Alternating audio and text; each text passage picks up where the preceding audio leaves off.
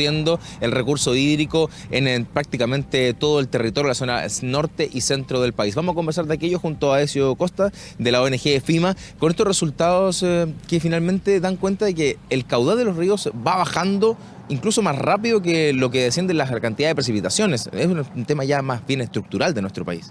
Sí, bueno, buenos días Dani, Nicolás, Carla, a todos. Es extremadamente preocupante la situación, porque tenemos por una parte una disminución de precipitaciones que en principio se calificó como una mega sequía, que ya lleva más de 10 años y que es efectivamente una cuestión estructural, no va a cambiar, no vamos a volver a tener las precipitaciones en el centro de Chile que teníamos hace 10 años atrás. Y además es preocupante porque este fenómeno que es propio del cambio climático se une a un montón de actividades que son propias de cada una de las cuencas que están produciendo un agravamiento de esta crisis hídrica. Entonces, uno podría decir, bueno, es que hay una situación global y entonces la situación global nos tiene en problemas. Sí, pero la situación global está producida por las situaciones locales. O sea, la situación global de cambio climático se produce porque estamos destruyendo nuestros bosques, porque estamos destruyendo nuestros humedales y la crisis hídrica e incluso la pérdida de precipitaciones en cada una de las cuencas tiene que ver también con la pérdida de los ecosistemas en cada una de las cuencas. Entonces, estamos extrayendo más agua de la que se recarga en la cuenca, pero además destruyendo aquellos espacios que permiten esa recarga. Esto, si me permites, voy a hacer un símil con lo que decía el entrevistado anterior, que era un decano de economía que hablaba sobre las deudas. Existen deudas responsables. La deuda ambiental es una deuda siempre irresponsable. Aquí no tenemos de ninguna forma de devolver eso que estamos quitándole a las generaciones futuras. En ese sentido, en el caso del río Maipo, por ejemplo, aquí de la cuenca en la región metropolitana, que se alimenta especialmente del deshielo y que ha ido bajando su nivel de forma importante, más allá de que escasean, por cierto, las precipitaciones, pero hay una situación que escapa, por ejemplo, de lo que uno puede pensar de que esto significa solamente la falta de lluvias, sino que también hay un trabajo que se debe hacer a nivel de política pública. Sin duda hay un trabajo a nivel de política pública. La falta de lluvia es una condición que tenemos que tomar en cuenta. Entonces, una política pública tiene que tomar en cuenta que no va a llover lo que llovía antes. Luego, la regulación de aguas no puede ser la misma que teníamos antes. Pero además, como tú decías, los glaciares se están perdiendo. Se están perdiendo por el aumento de la temperatura, porque subió la isoterma, etcétera, pero también se están perdiendo porque hay actividades que los intervienen. Entonces, en el caso de la cuenca del río Maipo, está el proyecto Alto Maipo, que sigue avanzando debajo de los glaciares. En el caso de Santiago también está el proyecto de Anglo American, que pretende hacer minería subterránea debajo del glaciar La Paloma. Esos glaciares son importantes para mantener el agua de la región metropolitana. Esto no es solo en la región metropolitana, pasa en otras regiones del país. Se hacen proyectos en los glaciares y a pesar de que ha habido una ardua discusión sobre la necesidad de una ley de glaciares, no ha salido todavía esa ley de glaciares. ¿Cómo se adapta también la política pública en esta época? Pensando que quizás estamos en una oportunidad importante cuando se está discutiendo un nuevo código de aguas. ¿Qué debe incorporar esta normativa para mejorar este recurso? ¿Cómo manejamos la poca agua que hay? Sí, la poca agua que hay, la poca agua que habrá. Obviamente, para manejar esa poca agua se requiere de una regulación que sea relativamente flexible, porque las condiciones respecto de esa agua van a ir cambiando en el tiempo, probablemente haciéndola más escasa aún. Entonces, nosotros tenemos una regulación de aguas que está basada en un modelo que se concibió en los años 80 de propiedad sobre los derechos de aguas, que es un modelo que es muy rígido y que además toma como paradigma que los privados, dueños de esa agua, van a ser aquellos que van a decidir en el fondo sobre la gestión. El Estado, y junto con el Estado, el pueblo de Chile, la democracia, tiene muy poco que decir respecto de esta gestión de agua que hacen los privados en el sistema actual. Entonces, un cambio en la regulación de aguas, sin duda tiene que devolverle a el Estado, al bien público, la posibilidad de decidir sobre cómo se usa el agua de alguna forma. Y esto no significa quitarle el agua a nadie. Esto significa poner primero la necesidad de proteger el agua, las cuencas y los derechos de las personas, y después la productividad, que por supuesto es importante. Eliminar la perpetuidad quizás de la administración del recurso y que esto sea evaluable cada cierto tiempo en la medida que veamos que no se están ocupando de buena manera. Por supuesto que hay que eliminar la perpetuidad. O sea, los derechos de agua que fueron entregados en los años 80 y posteriormente son todos los derechos de agua. Hoy en día no existen prácticamente derechos de agua superficiales que se puedan pedir en Chile. Luego entonces lo que sucedió es que le entregamos la soberanía sobre el agua a un número determinado de personas que fueron las primeras que llegaron a pedir esa agua, que en muchos casos son los agricultores y en muchos casos son los pequeños agricultores que por supuesto tienen que tener agua. Jamás una reforma de código de agua se va a tratar de quitarle el agua a los pequeños agricultores, pero hay una serie de otros actores, especuladores incluso, que tienen esos derechos de agua, que los usan o no los usan, y respecto de los cuales uno como Estado, debiéramos tener la capacidad de tomar decisiones. La primera decisión, creo yo, es que un porcentaje de agua se tiene que quedar en las cuencas para mantener los ecosistemas que a su vez hacen que la cuenca funcione. Eso es lo primero. Después de eso hay que darle agua a las personas y luego hay que producir, por supuesto, y hay que producir de la manera más eficiente posible. Este sistema que tenemos, si bien tiene algunos ribetes que podrían apuntar hacia la eficiencia, la verdad es que ha demostrado que tiene muchas fallas, entre ellas que ni siquiera la Dirección General de Aguas sabe cuánta agua está entregada ni a quién, y con esa falta de información es imposible gestionar el recurso. Eso y en lo cotidiano, nosotros ¿qué podemos hacer para ir cuidando el recurso hídrico, para cuidar el agua? Porque también se habla, por ejemplo, no sé, de ducharse menos tiempo, en fin, pero también hay otras medidas que apuntan también a poder mantener la poca agua que tenemos disponible y que, claro, con el tiempo se va a hacer incluso mucho más crítico. Claro.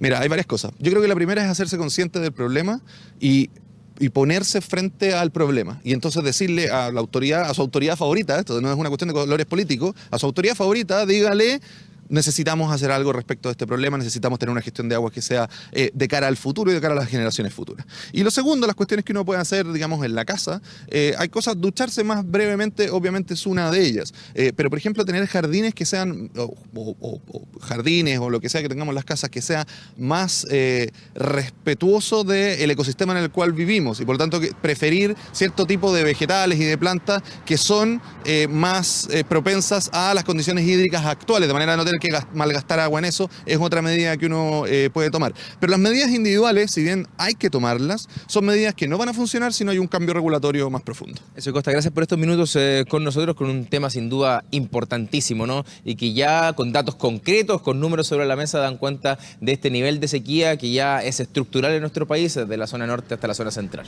Claro, Dani, y también tomar conciencia que uno puede hacer un cambio, aunque sea pequeño, pero se va sumando. Muchísimas gracias nuevamente, que estés bien.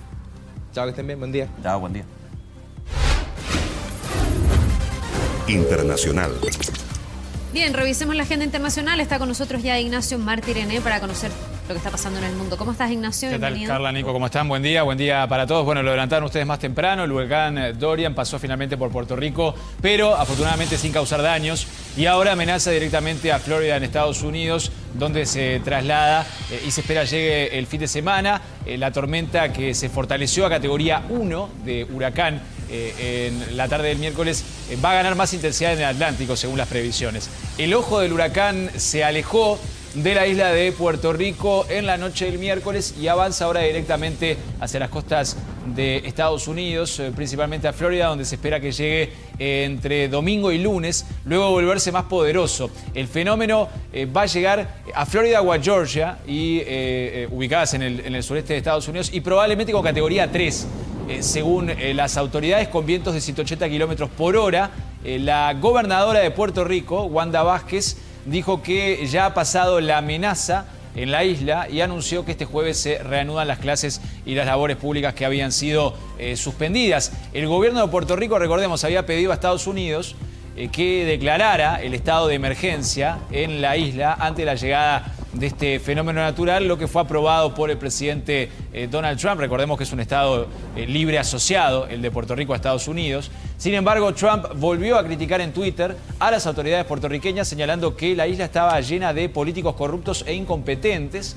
La alcaldesa de San Juan, que es la principal crítica de Donald Trump, por cierto, en Puerto Rico, Carmen Cruz, le respondió diciendo que debería hacerse a un lado para dar paso a quienes realmente están trabajando para enfrentar la nueva emergencia que atravesaba Puerto Rico y que no se ha recuperado. Recordemos la isla desde el huracán María en 2017, que provocó más de 3.000 muertes en aquel entonces. Trump visitó Puerto Rico en ese año y también causó gran polémica por el tema de los fondos que fueron finalmente aprobados por su gobierno, pero que en un principio le puso muchas trabas para la emergencia ocasionada por el huracán María en la isla de Puerto Rico. El presidente de Brasil, Jair Bolsonaro, decretó la suspensión de las quemas forestales durante 2 meses para frenar los incendios en el Amazonas. El decreto suspende el uso del fuego en todo el territorio brasileño durante los próximos 60 días, aunque mantiene algunas excepciones, de acuerdo con medios de ese país que citan a fuentes de gobierno. Las quemas controladas están permitidas por el Código Forestal brasileño en determinadas circunstancias, como la actividad agrícola y la forestal. El presidente Bolsonaro enfrenta una creciente presión interna y también externa por estos graves incendios en la selva amazónica que se han incrementado en las últimas semanas. En lo que va del año se registraron más de 83.000 focos en Brasil, más de la mitad de la selva del Amazonas, según datos del Instituto de Observaciones Espaciales brasileño. Y Bolsonaro anunció, además, este miércoles que está coordinando una reunión de líderes de los países del Amazonas para el próximo 6 de septiembre en la ciudad colombiana de Leticia, que está situada en los límites de ese país con Brasil y Perú. Esto tras la reunión que mantuvo ayer con el presidente Sebastián Piñera, precisamente para analizar la situación del Amazonas y los pasos a seguir para frenar los incendios, además de los aportes económicos internacionales. No está claro de todo todavía si se va a aceptar o no la ayuda ofrecida por el G7. Pero bueno, tras la reunión con el presidente Sebastián Piñera, Bolsonaro entonces decretó la suspensión de las quemas por 2 meses y anunció que está coordinando esta reunión para el 6 de septiembre.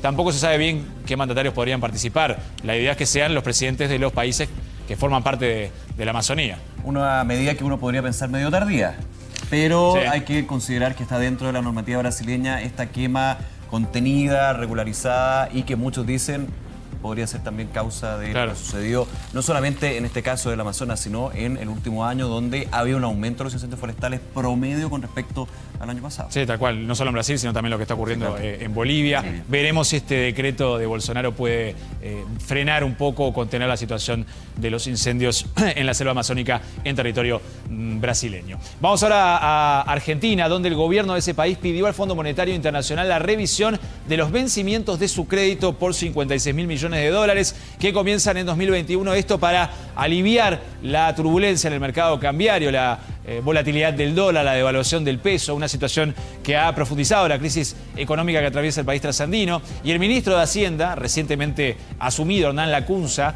anunció en una rueda de prensa que Argentina le propuso al FMI iniciar el diálogo para reperfilar los vencimientos de deuda. Además informó de otras iniciativas para postergar el pago de bonos e inversiones institucionales. El gobierno argentino comenzó las negociaciones con el Fondo Monetario, que cerró este miércoles una misión en ese país para ver precisamente el tema del pago de la deuda tras el último préstamo millonario otorgado el año pasado. Durante la misma jornada de miércoles, miles de personas protestaron por las calles de Buenos Aires nuevamente, pidiendo más medidas y acciones por parte del gobierno de Mauricio Macri para enfrentar la situación que atraviesa el país, como aumentos en las jubilaciones, un bono especial para los trabajadores, la suba del salario mínimo y la crisis en la economía argentina además se ha agudizado. Recordemos de las pasadas primarias del 11 de agosto, cuando el candidato kirchnerista Alberto Fernández obtuvo una importante ventaja sobre Mauricio Macri, perfilándose ya además como el candidato favorito para las elecciones presidenciales de octubre, pero Macri ha intentado con algunas medidas contener la crisis económica y apaciguar a los mercados, así como a los ciudadanos de cara a los comicios de octubre. El presidente de Italia, Sergio Mattarella, encargó al primer ministro Giuseppe Conte, quien renunció a su cargo hace 9 días, que intente formar un nuevo gobierno con otra coalición. El presidente italiano recibió a Conte en el Palacio de Quirinale el miércoles y le encargó formalmente acordar un nuevo gobierno después que el Movimiento 5 Estrellas, que ya formaba parte del anterior Ejecutivo, y el Partido Democrático, quienes cuentan con mayoría parlamentaria, comunicaron su disposición a unirse en una nueva coalición detrás del primer ministro. Conte fue convocado por Mattarella después de mantener el presidente 2 rondas de consultas con las fuerzas políticas desde que el primer ministro dimitió el pasado 20 de agosto en medio de una crisis política en el gobierno. A partir de ahora, Conte tendrá que acordar con las 2 formaciones el programa y una lista de ministros para el nuevo Ejecutivo de izquierda, en negociaciones que ya comenzaron, y además deberá elaborar los presupuestos para el año 2020.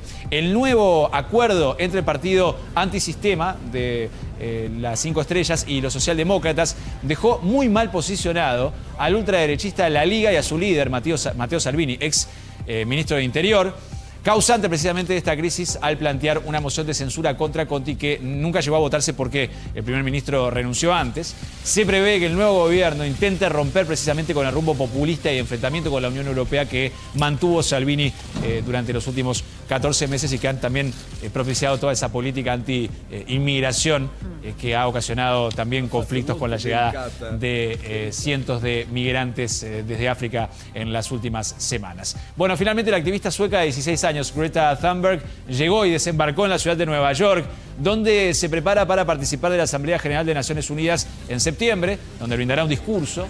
y desde donde viajará a Chile en diciembre para participar de la COP25 aquí en el país. La joven finalizó el miércoles su viaje de 14 días en velero por el Océano Atlántico luego de recorrer cerca de 5.400 kilómetros y atracó en un puerto pasadas las 4 de la tarde en Manhattan, donde fue recibida entre aplausos por varios jóvenes que al igual que ella están participando de la lucha contra el cambio climático. ¿Se acuerdan que ayer a esta hora también anunciamos que estaba por atracar? Bueno, Sí. pasaron horas hasta que finalmente sobre las 4 de la tarde, tenemos la misma hora con Nueva York, Sí. llegó al puerto. Estuvo mucho rato en Coney Island con los trámites de migratorios Estaba y la aduanas. aduana y el Exacto. trámite migratorio. Sí, y generando mucha expectativa. Y Mucha finalmente, gente que lo esperaba ahí, Sí, ¿eh? sí, mucha gente, sobre todo grupos ambientalistas locales, muchos jóvenes. Ha generado una gran repercusión mediática a nivel internacional esta joven Greta Thunberg en los últimos tiempos. Y bueno, con este viaje en velero, en ese velero ecológico desde el Reino Unido hasta Nueva York, desde donde partió hace 14 días, bueno, también concitó la gran atención de los medios mundiales. Y Greta, quien fue diagnosticada además con Asperger, dijo que se encuentra